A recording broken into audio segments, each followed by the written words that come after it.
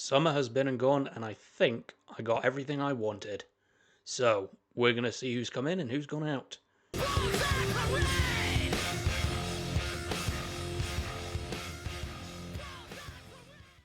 Hello everyone, Cambear Run here, and welcome back to FM26 with RB Leipzig. So, we've had a busy summer, we did a tour of Japan, we played FC Porto in a friendly, and now we're going to we got the Super Cup against Hertha BSC, who won the Pokal while we won the league. The BSC, by the way, finished 6th in the Bundesliga. They've actually starting to get really, really good, which is far cry from real life where they're struggling in League 2, or the second Bundesliga. So I'm going to jump straight into recruitment. We're going to go through the outs first, and then we'll go to the ins, because I'm very, very excited about the ins. So give me a second.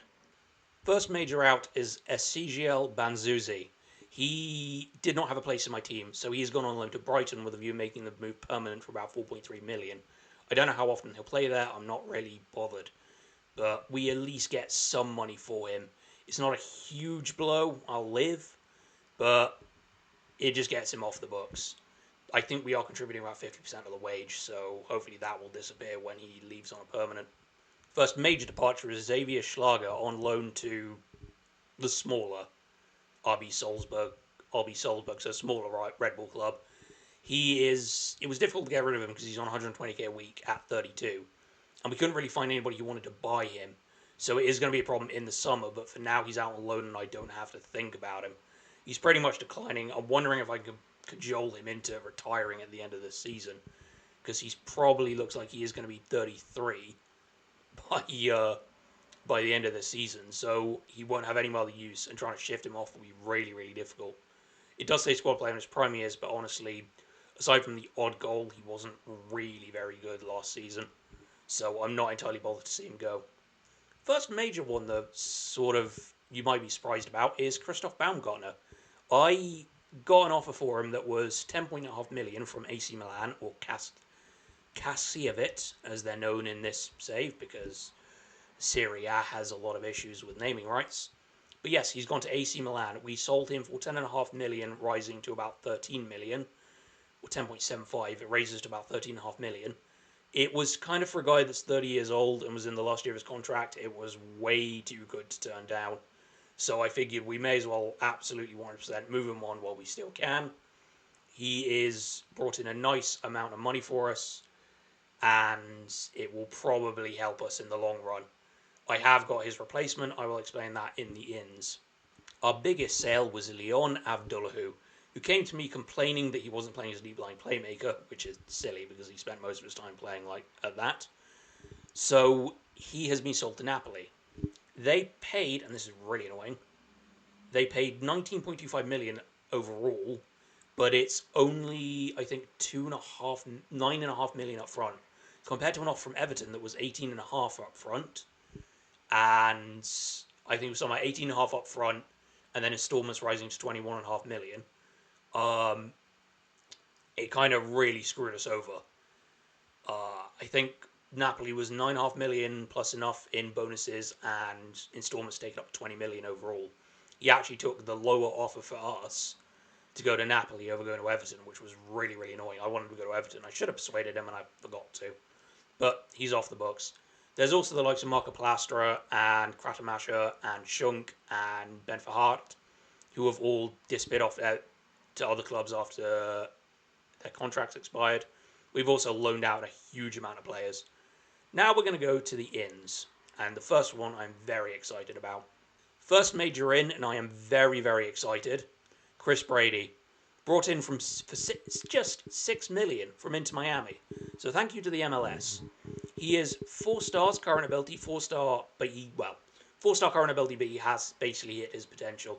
I am a little bit concerned in case he's selling me a dream, but he's only 26. He's had a really good career into Miami. Chicago Fire at first, but he's had a really good career into Miami. He's now been brought to the Bundesliga to be Ulrich permanent replacement. He's listed as a star player. We can't play him yet because he's had I think it was a wrist strain, and he's been out for 2 weeks. He's got 3 days, so he won't play the Super Cup. He'll probably start for the first league game of the season. We have had to give him a star player role, which is fine because he is basically going to be playing all of our games in goal. He looks absolutely incredible. It does say he's a global superstar. So we'll see whether that 4-star rating holds up. Next up, and probably the most expensive acquisition, because I had to let AZ Alkmaar rinse me, is Keita Kosugi, the long-term Valor replacement. Again, I had to give him a 4-star. He has hit his potential ability, but his overall ability at 24 is 3.5 stars, which are really good. I'm hoping with a lot of training I can get him up to 4 stars and miracles might happen.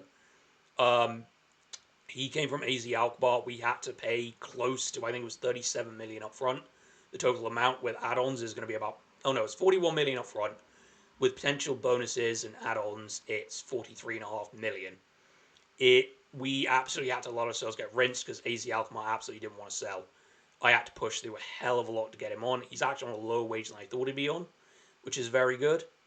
So he's actually, he's the most expensive Japanese player of all time, thanks to us massively overpaying and AZ's record sale. But he is going to be my starting left back going forward permanently, which now means I have Valor and Kosugi on one side and Spence and Neko Williams on the other. So that solves that fullback problem. There is also the case of Blaza, but I'll explain what's happened to him later. Next, we've got Warren Bondo. He's been brought in from Atletico Madrid for about 20.5 million. That was about 18 million up front, and the rest of it is going to be, I think there's one installment. And then there's a couple of bonuses that bring it up to about 20.5. We brought him in to be the direct Abdullahu replacement now that he's left. He's had quite an interesting career actually, French national. He's more of a box-to-box playmaker, but he'll do as a box-to-box midfielder. He will be competing with Vermeeren for the role. How I'm going to deal with going to do at some time, I'm not entirely sure, because it does leave me in a situation where I only have 3 midfielders now for the central midfield. I might have to try and promote somebody from either from the youth side or just dig around and see what I've got. I might see if I can fudge some numbers and get some books, or maybe try and pick up another free agent if they're good enough for DM. And lastly, we have Omari Hutchinson, the Baumgartner replacement, who at 26 years old was released from Nottingham Forest, so we got him as a free agent. He looks very, very good, actually. And he can always take that little step up to being 3.5 star. 3.5 star. Yeah, I did get that right. He's basically had his entire career since moving from, in the real world, since moving from Nottingham Forest this summer. He's played most of his career at Nottingham Forest, was rarely used. But after his best season, he left on a free. Don't blame him. And now he is wearing the colours of RB Leipzig. So for our match day, the team we're going to start with, if I just go to the in possession, is going to be Urbic, Kosugi, Tar, Gitfrida, Spence, Bondo, Gornadu, Athnusa, Hutchinson, Bakayoko, and Bavic. Bavic has signed a new contract. He's on far much more money. He scored 12 goals last season in the league, and I actually have a lot of hope for him that he'll be able to kick on. I'm hoping he can break past that 3-star barrier and get to 3.5. We'll have to see. He certainly looks like his few things are going on, few things aren't. I mean, dropping in marking is not a huge thing. My only concern is he's dropping in penalty taking, which I would like new better penalties. I might have to put him in a practice for that.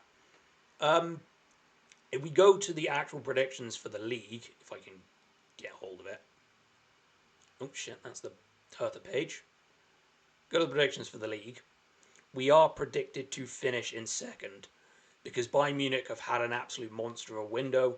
They have signed William Saliba from Arsenal for like 103 million. Where is their transfer history even? Yeah, they've spent 203 million. 103 of which was on William Saliba of all players. They've also signed this guy, Stanislas Dumbo from Monaco, and he looks like an absolute beast of a fucking winger. 17 acceleration, 17 agility, 17 pace. He is going to, and 17 dribbling, yeah, he's going to destroy a lot of defences. I have a feeling that Jed Spence is going to want to go to the hospital after facing this guy for the first time. Also, and I love this, they spent 34.5 million on Chris Richards, the centre-back from Crystal Palace. He's 30 years old, and he's been immediately listed for his buyback value of 40 million. Why they've signed him, I have no idea. He doesn't look anywhere near good enough for this level. But I just find that hilarious. They bought him and immediately transfer listed him as surplus to requirements. The other major thing I should probably mention, if we go to the squad page, is that RB Leipzig was so successful the first time round. We now, if I just scroll down, we commissioned a sequel. We now have RB Leipzig 2, which is, obviously, it's our proper second team. I think they're not really registered in the league. I've seen some of the Bundesliga sides, they register their second team inside.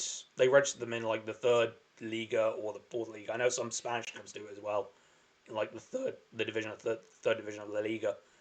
But I think they're in the DFB Pokal. I think our second team for our trial in the wait, that's the fucking thing.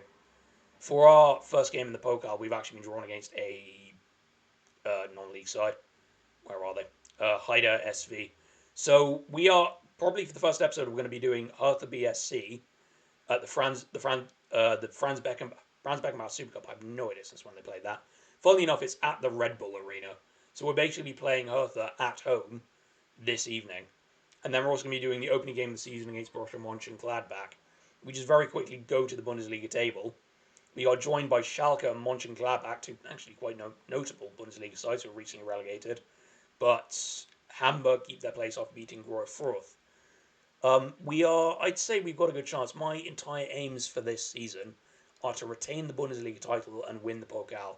Because last season I went out, I think, in the first rounding of the Pokal against Frankfurt. And I'm not happy about that. It should not have happened.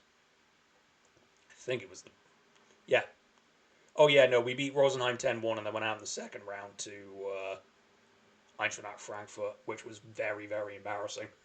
So I'm probably thinking we'll do something similar to this current team, Haida SV, and then we will. I think if we beat them, we're supposed to play either Rot-Weiss Essen or Bayer Leverkusen. So it's going to be very much the similar problem playing a very strong team in the second round, which is not going to be fun. As to the news, unfortunately, Chris Brady will not. As I said, Chris Brady won't start the Super Cup because he's got a bruised heel. I thought it was a bruised wrist, and then they've got that. They've got them two out. So we are. I'd say we're probably definitely favourites for the Super Cup. I don't know if that makes sense. I'd also like to go quite deep in the Champions League again. I increased my expectations to at least reach the knockout playoff. But I know that we can finish top 8. Just hopefully we won't get completely screwed in the first 2 games being 2 major sides like it was with Atletico and Liverpool. So we should be fine. I'm hoping we are. If you're wondering why seeing that, Konrad Harder is being Fucking Christ. Konrad Harder is being relentlessly pursued by... where is Konrad Harder? I'll go to the match day and get him. He's being relentlessly pursued by Wolfsburg, of all teams. But I have had shoot hands off. They made 3 bids. I think the last one was like 48 million. I almost accepted it, and then it was only, I think, 12 million up front. Rest of it in like 2-year installments. And I was like, are you fucking kidding me? He's going to be a really good rotation option with Babbage. But you can see that his stats are kind of dropping. So I'm hoping that Babbage can pick up the slack. If I absolutely have to, I might sell off Carter in the January and bring in a new striker because I've seen some really, really good options. But that's if I have money because I burned through my time. Look at my budget, man. I've completely cooked it by just with the amount of money I've spent. I'm devastated. Do not sign players over the age of 30. I passed. Minimum 4-year contract for first team players, not judging. And they're devastated because, of course, Leipzig usually signs players like 19, 20 and then just sells them on for profit. But honestly, if they call me out for this, I'm literally just going to say to them, look, do you want to win trophies or not? I know that Souness got it wrong the first time he said it, but he was kind of right the other times. We kind of probably did overspend. We brought in 67 million, took out 36. Shipped out 36.5. I can't really do too much quick maths, but I believe that's an exactly 30.5 million deficit in the budget. So we have got it. Our net spend is total spend 450 million. I think that's over my 2 seasons here. Because we've got 79 million and the amount that I actually spent on players last time versus 56 million out. Kind of saved that one. But we've got like a 30.5 million pound deficit out of that. But I think we're in a very, very good position. So the next time you see me will probably tomorrow's episode, which will be against Hertha Berlin in the Super Cup and the first game of the Bundesliga season. I will play the Pokal off camera. It will be a bit of a pub stomp, I imagine. Anyway, if you've enjoyed this, feel free to leave a like. If you want to see more, you can always subscribe. I've been Camber Run, and thank you for watching.